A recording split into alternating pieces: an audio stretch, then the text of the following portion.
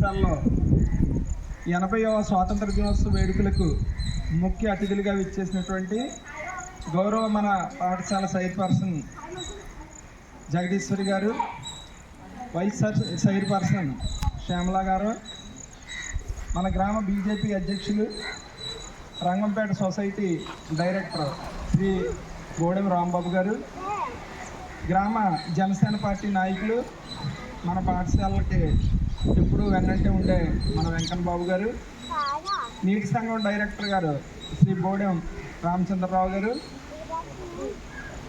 అలాగే మనకి ఆగస్టు 15 అనేటప్పటికీ ఒకవేళ మనం పిలవకపోయినప్పటికీ మన పిల్లలకి చాక్లెట్స్, టీచర్స్కి చాక్లెట్స్ తీసుకొచ్చి ఇచ్చే మన గల్లా వీరభద్రరావు గారు, అదేవిధంగా మన పాఠశాల నా తోటి సిబ్బంది, అదేవిధంగా మన అంగన్వాడీ టీచర్స్ శ్రీదేవి గారు, వీరవేణి గారు, అలాగే ఆశా వర్కర్ సోదరి నాగరత్నం గారు, అలాగే పేరెంట్స్ అందరికీ కూడా పేరు పేరున మా పాఠశాల తరఫున 80వ స్వాతంత్ర దినోత్సవ శుభాకాంక్షలు మరొకసారి తెలియజేస్తున్నాం.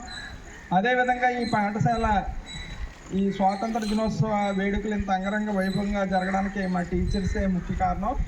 దానికి విద్యార్థులు కూడా ఇంట్రెస్ట్ చూపారు. టీచర్స్ అందరికీ మరొకసారి ప్రత్యేకంగా నేను ధన్యవాదాలు, శుభాకాంక్షలు తెలియజేస్తున్నాను.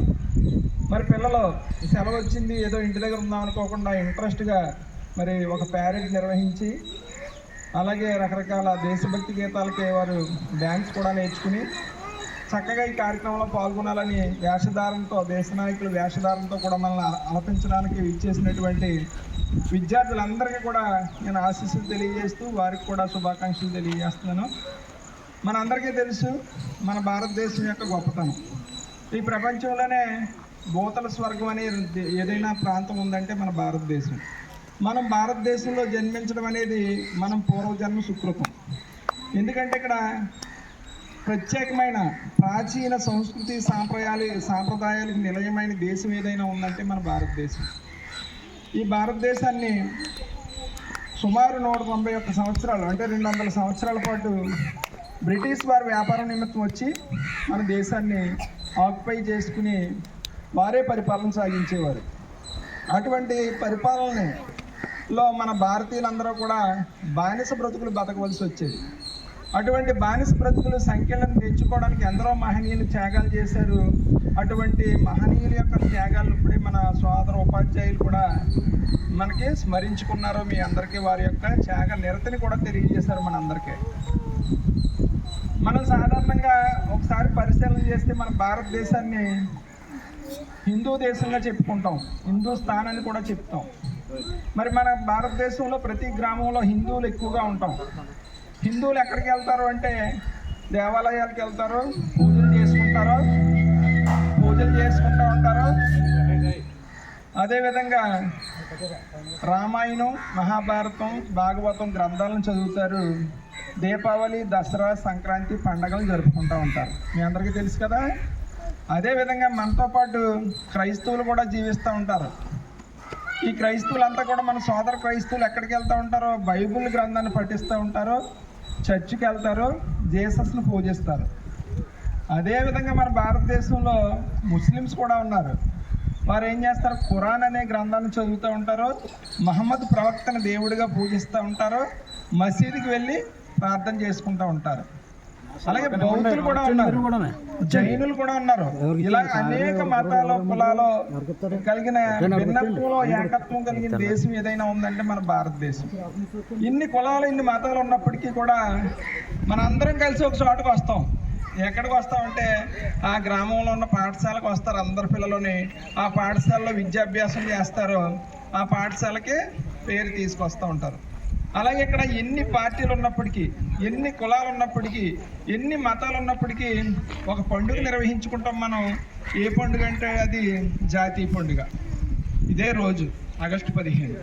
ముస్లింలు రంజాన్ పండగగా చేసుకోవచ్చు, బక్రీద్ని పండగగా చేసుకోవచ్చు, క్రైస్తవులు క్రిస్మస్ని పండగగా చేసుకుంటారు, గుడ్ ఫ్రైడేని పండగగా చేసుకుంటారు, హిందువులు దీపావళి, సంక్రాంతి, దసరాలను పండగలుగా చేసుకుంటారు. కానీ క్రైస్తవ, హిందూ, ముస్లిం, జైన, బౌద్ధులందరూ కలిసి చేసుకునే జాతీయ పండుగ ఆగస్టు 15 స్వాతంత్ర దినోత్సవం.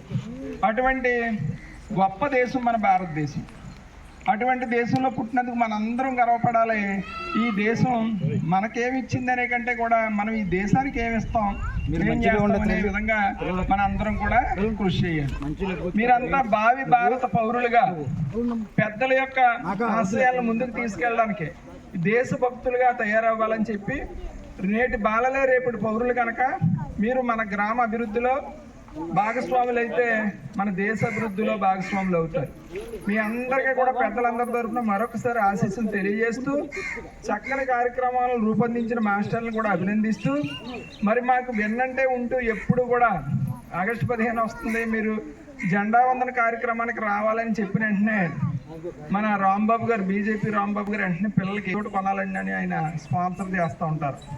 అలాగే టీడీపీ నుంచి రాంబాబు గారు, అలాగే జేఎస్పీ నుంచి వెంకన్నబాబు గారు, ఇంకా పెద్దలు ఆ ఎన్ఆర్జీఎస్ దుర్గాప్రసాద్ గారు, మా చైర్మన్ గారు, మా వైస్ చైర్మన్ గారు, మా టీచర్స్ ఎవరు కూడా మన గ్రామంలో అందరూ కూడా చాలా చారిటీ ఉన్నవాళ్ళు. మనకి ఏ లోటు లేదు. ఎక్కడైనా పాఠశాలలో ఒక స్వీట్ పెడితే బాగుంటుందని చూస్తున్నారు చాలా పాఠశాలలో. అక్కడ ఎవరో పెద్దలు సహకరించలేదు మాకు తెలిసిన చాలా స్కూల్లో. మన పాఠశాలలో అయితే చేతులు సాలవని చెప్పి అప్పుడే ఆల్రెడీ 2-3 స్వీట్లు పెట్టాను పిల్లలకి. వెళ్ళేటప్పుడు చక్కగా ఇంకా చాలా ప్రైజ్లు, గిఫ్ట్లు కూడా అరేంజ్ చేశారు. మరి ముఖ్యంగా ఈ ఆగస్టు 15 కార్యక్రమానికి చాక్లెట్స్ని డొనేట్ చేసిన మా చైర్మన్ గారు, వైస్ చైర్మన్ గారికి సభాముఖంగా ధన్యవాదాలు తెలియజేస్తున్నాం. అలాగే విద్యార్థులకి గిఫ్ట్లు, అలాగే చాక్లెట్స్ కూడా పంపించిన మన రాంబాబు గారిని కూడా, బీజేపీ రాంబాబు గారికి కూడా ధన్యవాదాలు తెలియజేస్తున్నాం. అలాగే తెలుగుదేశం నుంచి రాంబాబు గారు కూడా మనకి స్వీట్లు పంపించారు, వారికి కూడా ధన్యవాదాలు తెలియజేస్తున్నాం.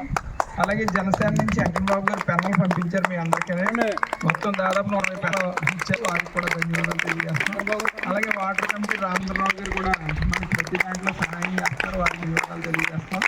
మరి గల్లా వీరభద్రరావుని మనం అసలు ఏం అడగకపోయినప్పటికీ ఆయన నన్ను ఎందుకు పిలవలేదని నేను వారం రోజులు సెలవులో ఉన్నాను. అంగన్వాడీ టీచర్స్కి, ఆశా వర్కర్ గారికి వాళ్ళకి కూడా సాయంత్రమే ఫోన్ చేశాను, పెద్దలకైతే మొన్న ఫోన్ చేశాను. ఆయనకి మనం ఆహ్వానం అందించకపోయినప్పటికీ ఆయనే చాక్లెట్స్ టీచర్స్కి, గెస్ట్లకి నేను 5 స్టార్ చాక్లెట్స్ తీసుకుని వచ్చి, టీచర్లు ఎంతమంది ఉన్నారు ఏంటని వాళ్ళకి కూడా లాస్ట్ వీక్కి కన్నలు కూడా ఇచ్చారు. ఆయన ఈ రకంగా అన్ని రకాలుగా సహకరిస్తూ పిల్లల్ని మరి ప్రోత్సహించినందుకు పెద్దలందరికీ మా పాఠశాల తరఫున, మా ఉపాధ్యాయుల తరఫున, పిల్లల తరఫున ఇంకా పేరు పేరున ధన్యవాదాలు తెలియజేసుకుంటూ, మరి భవిష్యత్తులో కూడా ఎక్కువ మంది పిల్లలు మన పాఠశాలలో జాయిన్ అవ్వాలి. మన టీచర్స్ అంతా కూడా వేరే అవకాశం ఉన్న వాళ్ళు ఎవరు లేరు, కష్టపడి చదివి వచ్చారు, కష్టపడి పనిచేస్తున్నారు.